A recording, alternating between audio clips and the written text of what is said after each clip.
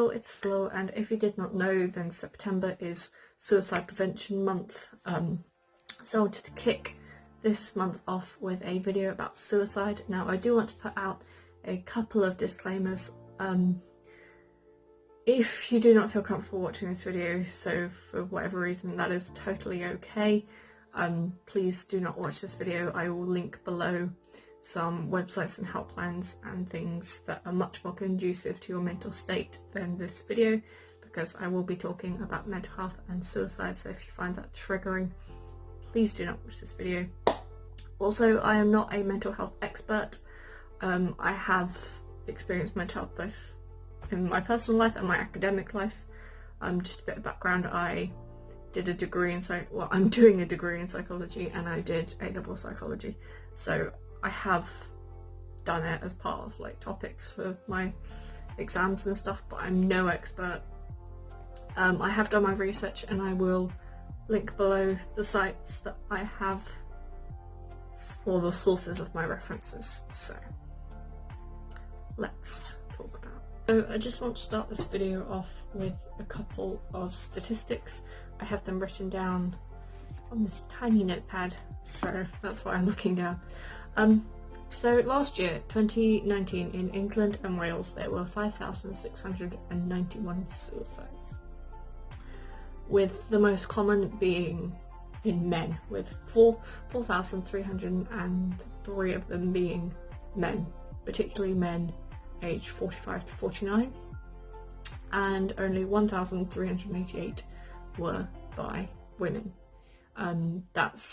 That declined from the previous year in 2018, when in the UK and Republic of Ireland there were 6,859 suicides, but still men being 3 times more likely to kill themselves than women.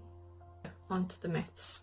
The first myth is that people who kill themselves are selfish. Now, this is wrong on so many levels, because you'll often find, well, people who try to kill themselves are not selfish. You could argue that it's a selfish act, but a lot of the time they feel like a burden. A lot of the time they do think about their family, and a lot of the time people will say that they tried to kill themselves because they didn't want their family to suffer, or they did think about their family, or that it was all just too much and they did consider their family. And sometimes that is why people kill themselves. And I know that sounds really stupid, but they don't want to be a burden. A lot of the time they don't want to be a burden, and their main thought is with their family and with their friends, and the fact that they will be better off without them. So it's not just, I want to kill myself, I don't care about other people, or I didn't think, like, they don't think about the impact that it will have on the other people. It's just in their head, the impact that it will have on other people is, I don't want to say a positive one, but they think it will benefit them. They think that killing themselves will benefit their family, that their family will be better off, that their friends won't have to pretend to like them anymore, or the list goes on. And I just want to say that that is not true. That your family will not be better off, that the world will keep on spinning, but will not be the same, and that things will not be better with you gone. And the second myth is that only people who have a mental health issue kill themselves, or consider killing themselves. Now, from a statistic point of view, 1 in 5 of us consider suicide at some point in our lives, but that does not specifically apply to people who have mental illness. Yes, the rates of people who have mental illness killing themselves are much higher than those who are neurotypical, but doesn't rule them out. It doesn't, suicide doesn't discriminate. It doesn't just go for people with a mental health issue. It goes for anyone. So, yeah, there are lots of people out there who either have been undiagnosed or just don't have a mental health issue who have tried to kill themselves or who have followed through with their suicide attempt. Third one is that talking about suicide is going to encourage someone or therefore lead to someone trying to kill themselves, and this is not true. Science and studies have actually shown that talking to someone who is suicidal or talking about suicide will make them feel less alone, because a lot of the time people who are suicidal feel very much alone, and talking to them and talking about it and making them their feelings heard and kind of talking about maybe your experiences and sharing them with other people will make them feel less alone and make you feel less alone, will actually decrease the likelihood of them having those feelings and therefore, you know, feeling that the only way out is to kill themselves, which is not true. The fourth one is that people who have tried to kill themselves but haven't, you know, like it hasn't worked, they're just attention seeking, that it's just hormones, that it's just them trying to be like trendy, and that's not true. Suicide, no matter how they try and do it, no matter whether they followed through and it worked, or no matter whether they were a suicide attempt survivor, and no matter why they did it, it's still valid and it's still suffering and it still should be taken as seriously.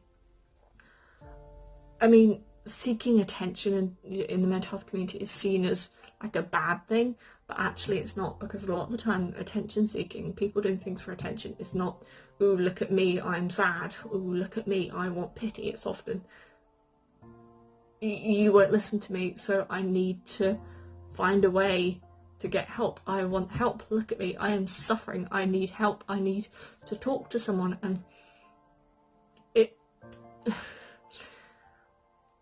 it's more serious than we take into consideration, and I think that anyone doing anything for attention when it comes to mental health or self-harm or suicide should be taken seriously as someone who wasn't looking for attention and wanted to, you know, because again, a lot of the time the attention seeking part of it is, I want help, I want you to see that I'm suffering and I want you to help me sort this. And lastly, saying that it is inevitable that someone with a mental health issue is therefore just going to kill themselves, and suicide is an inevitable and unpreventable thing, which is wrong. Suicide is, well, I believe 100% preventable.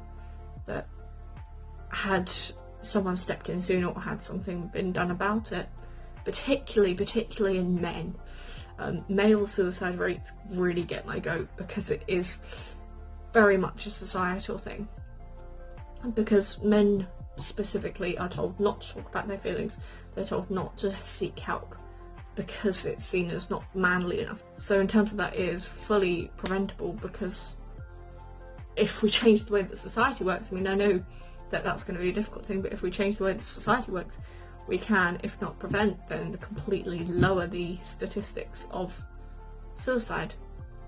So yeah, suicide is a preventable death, and once someone is suicidal does not mean that they are too far gone, and does not mean that that you can't get someone out of their dark hole. So I want to talk about that just because, like I said, suicide is a very taboo subject. If you or someone you know is suffering, please do not suffer in silence. Please talk to someone. I saw this quote on the internet the other day, and it said that suicide will not stop life from getting any worse.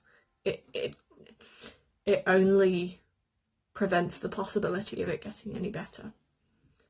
And that is very true. Very, very true, because as you grow older, life will get better. You will get better coping mechanisms, and everything will be okay in the end. And as cliche as it sounds, if it's not okay, it's not the end. So if you are suffering, I will put some links in the description below to go and check out, that you can go and get help. My DMs are always open if you need to talk. Please, please, please do not suffer in silence. We are social beings. We're not made to bottle things up. Please talk to someone. Please, please, please seek help. I love you. Stay safe.